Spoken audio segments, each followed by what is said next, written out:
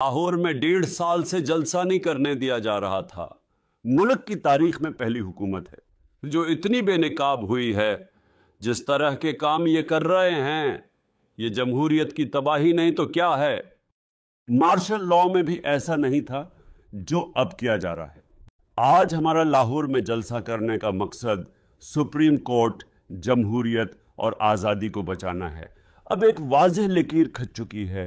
लकीर के एक तरफ जमहूरियत और आज़ादी है, जिस तरफ अवाम है, दूसरी तरफ जमहूरियत के मुखालिफिन और बूट को इज्जत देने वाले लोग हैं।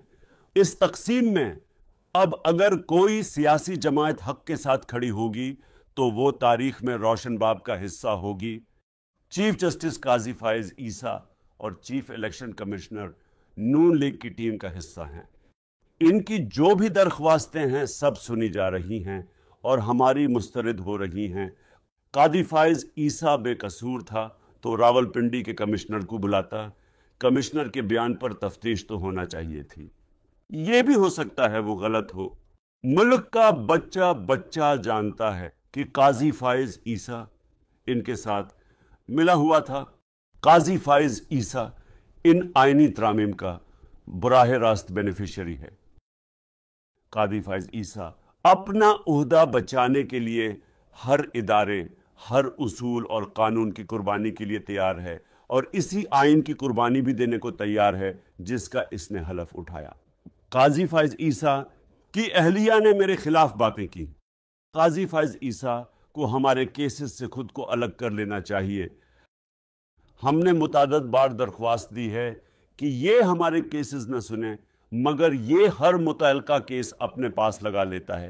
पहले हमारे ह्यूमन राइट्स का केस नहीं सुना, हमें लेवल प्लेइंग फील्ड नहीं दी, हमारा इलेक्शन का निशान हमसे छीना, फिर हमसे 3 सीटें ले ली। ये कॉन्फ्लिक्ट ऑफ इंटरेस्ट है। ये अपनी एक्सटेंशन के लिए नून लीग को सीटों पर सीटें दिलवाता जा रहा है। आए रोज हमारी सीटें कम कर देता है। ऐसा मुनसफ, ऐसा चीफ जस्टिस आज तक पाकिस्तान ने नहीं देखा। आज पाकिस्तान तारीख के अहम तरीन मोड़ पर है। बदकिस्मती से आज वही हालात हैं जो 1971 में थे। 1971 में मशरकी पाकिस्तान की सारी अवाम एक तरफ थी और उस वक्त के डिक्टेटर याहिया खान दूसरी तरफ खड़े थे। ये हमूदुर रहमान कमीशन रिपोर्ट कहती है, ना कि इमरान खान कहता है। 1971 में अपनी ताकत को बचाने के लिए एक शख्स ने जमहूरियत का कत्ल किया और मुल्क को तकसीम होने दिया। उस वक्त और आज के हालात में मुमासिलत इतनी ज़्यादा है कि अगर उस हमूदुर रहमान कमीशन रिपोर्ट से ना सीखा गया तो मुल्क को बहुत बड़ा नुकसान पहुंचने का खदशा है। मुझे ये खौफ है कि जो छोटा सा तबका इस वक्त मुल्क पर हुक्मरानी कर रहा है, इनके तमाम कारोबार, इनका पैसा और इनकी जायदादें सब कुछ मुल्क से बाहर है। इनका पैसा मुल्क में नहीं है। इन्हें इस बात की फिक्र नहीं है कि मुल्क किस तरफ जा रहा है। हमारे इदारे तबाह किए जा रहे हैं। सुप्रीम कोर्ट वाहिद इदारा बचा था जिसको अब बर्बाद किया जा रहा है। सुप्रीम कोर्ट अब इनका अगला हदफ है जिसको अपने नीचे लाने के लिए ये किसी भी हद तक गिर रहे हैं। ये जो आईनी तरमीम अब लाई जा रही हैं, इसका वाहिद मकसद इन एम्पायर्स को बचाना और एक्सटेंशन देना है जिनके जरिए पिछले 2 साल से कौम पर और पाकिस्तान तहरीक इंसाफ पर जुल्म किया जा रहा है। हमूदुर रहमान कमीशन रिपोर्ट ने वाज़ेह तौर पर बताया था कि कौम एक तरफ होती है, एक फैसला कर लेती है तो डंडे के जोर पर फर्द वाहिद के फैसले नहीं मनवाए जा सकते। मुशर्रफ और ज़ियाउल हक के मार्शल लॉ भी पाकिस्तान ने देखे हैं, मैंने खुद भी देखे हैं। मैंने मुशर्रफ के दौर में जेल भी काटी है, लेकिन तब भी इतनी पाबंदियां नहीं थीं।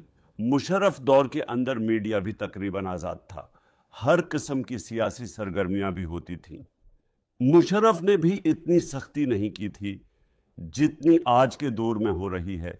इन 2 डिक्टेटर्स के दौर में भी वो सब कुछ नहीं हुआ जो आज के नाम नेहाद जमहूरियत के दौर में हो रहा है। जिस तरह मुसलसल अवाम के साथ जुल्म किया जा रहा है, इसकी मिसाल नहीं मिलती। और अगर ये सिलसिला इसी तरह से जारी रहा और कौम को महकूम बनाकर डंडे के जोर पर रखा गया और इसी तरह का सलूक किया जाता रहा, तो पाकिस्तान का कोई मुस्तकबिल नहीं। नौजवानों के लिए मेरा ख़ास पैगाम है कि आप पाकिस्तान की उम्मीद हैं।